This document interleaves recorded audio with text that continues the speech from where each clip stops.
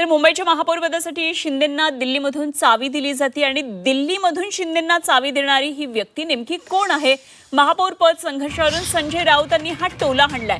पाठिंब्याशिवाय शिंदे महापौर पदावर दावा करणार नाहीत, यावरून भाजपचे माध्यम प्रमुख आणि नवनिर्वाचित नगरसेवक नवनाथ बन यांनी राऊतांना चोख प्रत्युत्तर दिलंय। तर मुंबई महापौर पदासाठी शिंदेंना दिल्लीमधून चावी दिली जाते असं खासदार संजय राऊत यांचं म्हणणं आहे। त्यामुळे दिल्लीतली ही व्यक्ती कोण आहे अशी चर्चा त्यांच्या या वक्तव्यानंतर आता सुरू झालेली आहे।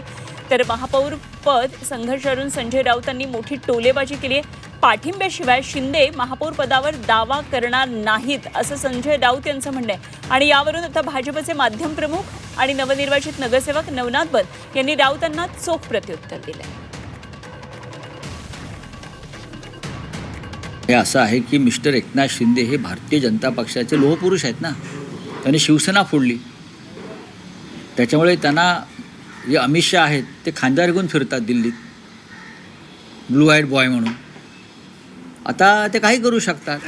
तसं नसतं तर त्यांनी महापौर पदावर दावा सांगितला असता का 29च्या जोरावर का 27च्या जोरावर?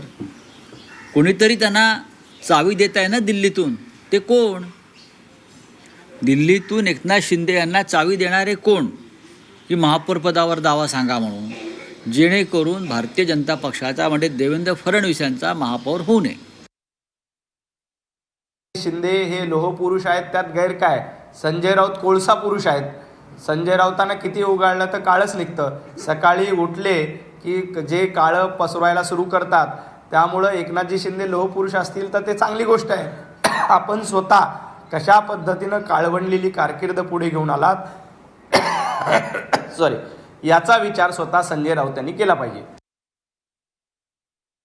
संजय राऊत काय प्रतिक्रिया देतात यावर प्रतिक्रिया देणे मला उचित वाटत नाही। संजय राऊतांच्या अशा कमेंट्समुळे शिवसेना भाजप युतीमध्ये काही फरक पडणार नाही। त्यांनी अशा भांडणं लावण्याची जी काही प्रकार आहेत, कुडमुड्या ज्योतिषी याप्रमाणे ते कुडमुड्या ज्योतिषी प्रमाणे जे काही संदर्भ देत आहेत त्यावर लक्ष देण्याची गरज नाही। ही मुंबईत महापौर पासून तसं सहज शक्य नाही असं संजय राऊत म्हणत, त्यांनी पुढे असं म्हटलंय की मुंबईत कुणाला बसवायचं हे दिल्लीत ठरतंय। तू थेट दिल्लीची भाषा करू नकोस। महायुती आमची भक्कम आहे। मुंबईचा महापौर हा हिंदूत बसणार, मराठीत बसणार आणि तो महायुतीचाच बसणार, हे शिक्कामोर्तब आहे। म्हणून तुम्ही कितीही नाचलात, कितीही तुम्ही तोंडातून वाक काढले आणि तरी तुम्हाला काय मिठाई खायला मिळणार नाही, पेढे वाटायला काय मिळणार नाही।